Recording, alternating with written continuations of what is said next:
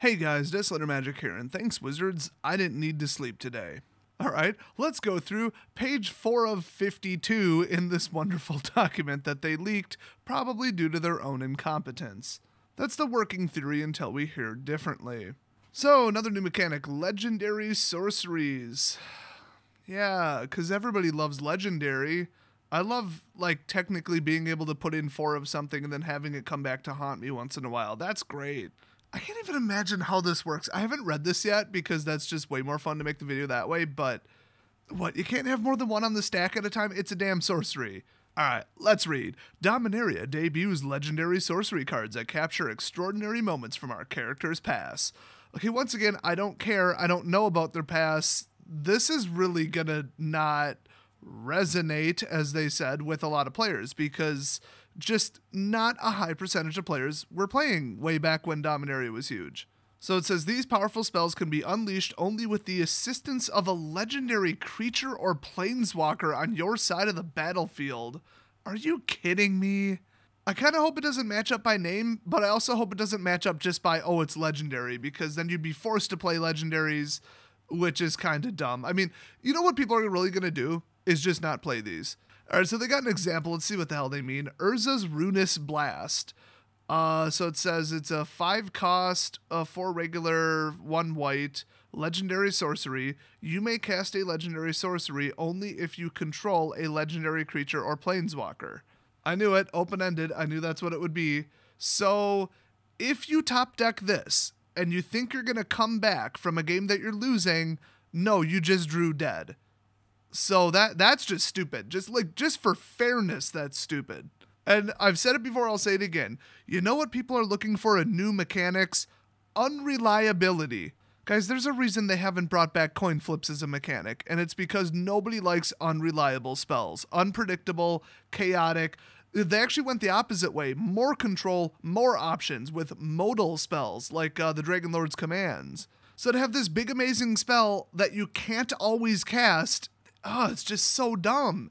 And then you've got to build the whole deck around it, which means you either go for Dominaria, jump in, feet first or whatever, both feet or whatever the hell that saying is, or you don't. You ignore it and you keep playing whatever people are playing right now. Because, I mean, how many legendaries are out right now? So it's one of those, it doesn't really mix things, because I've heard that there's going to be just a huge amount of legendary creatures and stuff in here. All or nothing, very dumb. I mean, it's vehicles all over again. You aren't going to get any vehicles and rivals, you know what I mean? Like, if you're playing vehicles, you're playing that block, and if you're not, you're not. So it's either worth a ton or it's worth nothing. And if it's worth a ton, the set after it doesn't sell worth a crap. And if it's not worth much, then that set's not worth anything. So it's either dead on arrival or it prevents the next set after it from selling. So these self-contained mechanics don't really work. What we need is more Panharmonicon, where it's just, oh, it clones ETB effects. Cool. That works with everything else from the past and in the future. You know the reason they don't do that? Playtesting. It makes playtesting too wide open and too difficult. Too many combinations of cards. That's, in my estimation, that is the reason. So, good job. Okay, so we don't actually know what that spell does. Urza's Ruinous Blast. I'm sure it, fractures time and cause is literally the Silex Blast that they're referring to. I guess I do know some history. But it's probably a board wipe.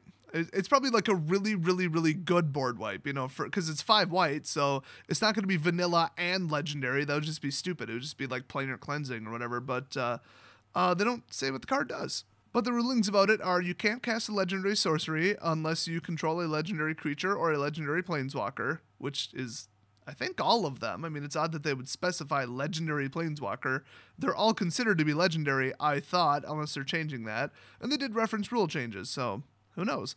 Once you begin to cast a legendary sorcery, losing control of your legendary creatures and planeswalkers won't affect that spell. Duh, it's already on the stack. Very few double check spells out there these days. They just got rid of that, basically. Other than the casting restrictions, the legendary super type on a sorcery carries no additional rules.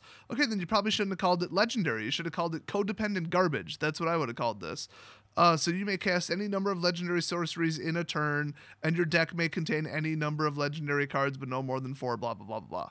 So what do you think of that, everybody? It sounds terrible. It sounds unusable and dumb and codependent and combo heavy and unreliable and just, it'll just cause mulligans and It's just like crewing vehicles. If you use one removal spell to remove their pilot, you just got rid of 2 creatures. So you're letting your opponent, have too much power with their control spells, I guess you would say. They get 2-for-1 specials with their removal. Oh, look, you use Fatal Push to get rid of their last legendary. Now they have no legendaries in play. Oops, you took out their next spell too. Oh, you used, some Thoughtseize clone to get rid of a card from hand. Oh, and you grabbed their only legendary. Well, there go their 2 legendary sorceries because now they can't cast them. It makes your deck too fragile. It's unreliable and fragile. It's just stupid. This is just so dumb. Why put a restriction on? Like, how fun is this? Who was in a board meeting with, like, let's think of a new mechanic. Oh, it's a regular sorcery, but sometimes you can't cast it. I'm sure the trade-off is that it's an amazingly powerful card, but it doesn't matter if you can't get the spell off. All right, so let's move on to the second one. There's a new term. It's called historic. If you look at the set's saga cards, legendary cards, and artifact cards, you'll see a broad swath of Dominaria's extensive and mysterious history. It was not that mysterious. There's entire books around it. Anyway, some cards celebrate the playing storied past by rewarding you for playing these historic cards. Historic is a game term that refers to a card that has the legendary super type, the artifact card type, or the saga enchantment type. Okay, like, what? do they mean, like, do they mean any artifact, like literally any artifact, like ever, like this is a new game rule, or do they mean just ones from Dominaria? And it looks like from their example, it's the word historic is not written on the card, which that's even more like, oh, you have a hidden ability and a hidden type or keyword that you just have to know about. Okay, that is stupid. Like, that is really dumb. I could be wrong about this because, like I said, nobody's seen an actual card from the set. But let me just read this again. Maybe I'm getting this wrong. Let's see. Historic is a game term. So it's not a keyword. It's not a type. It's a game term that refers to a card that has the legendary super type, the artifact card type, or the saga enchantment type. So saga and legendary, I get it. Artifact, I don't get at all. But they're saying it's a game term. Like, that requires a rules change. So does it only mean cards from Dominaria? That would be lovely to know.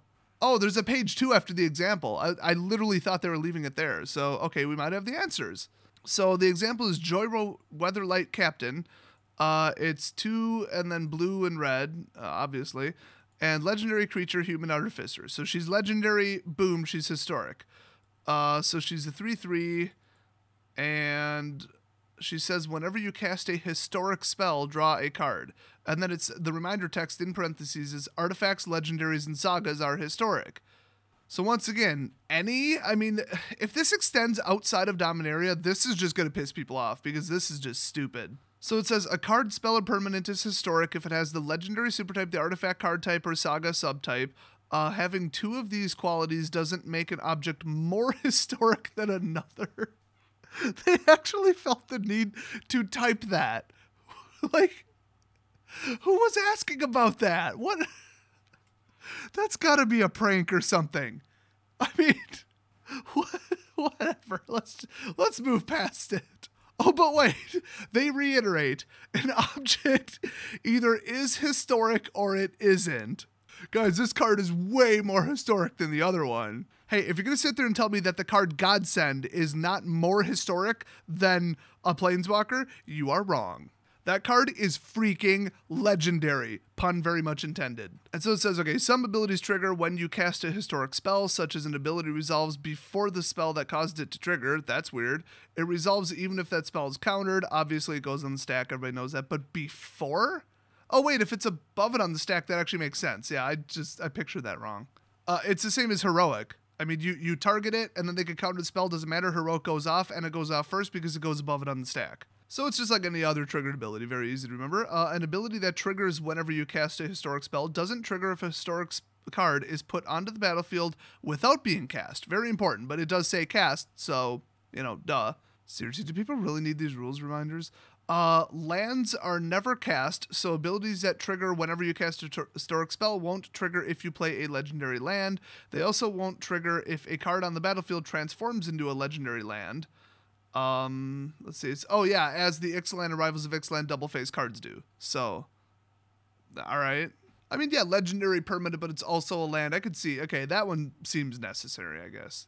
So those are the two new, I guess we'll say, mechanics. I don't get this. I mean, historic, I guess, is just like a very misleading misnomer that is just a catch-all term for a legendary permanent that isn't a land. Or wait, no, it doesn't say that. It's just every interaction with historic requires casting, is what they're saying. So it refers to casting of a legendary permanent. So a legendary spell that would turn into a permanent. Wait, or maybe a legendary sorcery as well. Sounds like it to me. I mean, it's obviously it's brand new, so who knows? Or an artifact, or the saga subtype. So specifically those enchantments, but I guess not other. No, it would include legendary enchantments that aren't sagas, because they're legendary. You cast them, and that's that. So it's a catch-all term for legendary stuff that you cast, all artifacts ever, and sagas. Okay, I can see why that really unusual combination of three completely unrelated things would require a keyword, but historic just sounds like it. Well, that's the thing. I literally just called it a keyword. It's not a keyword. It's a game rule or whatever, a game term. It's kind of like non-land permanent is a game term. Now we have historic, like I said, as a catch-all term for those specific things, which is just odd. I mean, it's really weird. I think it's going to be a little bit confusing, and I don't know. I just feel like if you built the deck, okay, cool, you know what it does. But at any kind of like draft, sealed, the pre-release, this is going to be just confusing as balls. Well, then they got reminder text, even though it's not a keyword, but I get why you can't make it a keyword. It applies to every artifact ever printed in the history of the game, so you can't retroactively add stuff to a card, even though, yeah, you can, and Wizards does it all the time. I mean, they retroactively made like 20 creatures dinosaurs. They literally added the dinosaur subtype to a card that has been printed, but it's not really on the card. You just have to like know that. I hate it when they do stuff like that. You should not have to pull out a cell phone to play a paper card game. That's just stupid. So whatever. I mean, hopefully the whole historic thing will only be limited to just Dominaria, and that's it. And honestly, with the very specific naming and the fact that they referred to Dominaria being like historic and involved in the game's history, this will be the only one to use the history term, and then it'll go away. I would have a lot less of a problem with that. So like I said, that's the two new things they're adding / game rule change, whatever, I guess. Not really. And there is more to come, and I'm going to be up until like 2 a.m. covering this crap. So thanks, Wizards. I'll see you guys next video.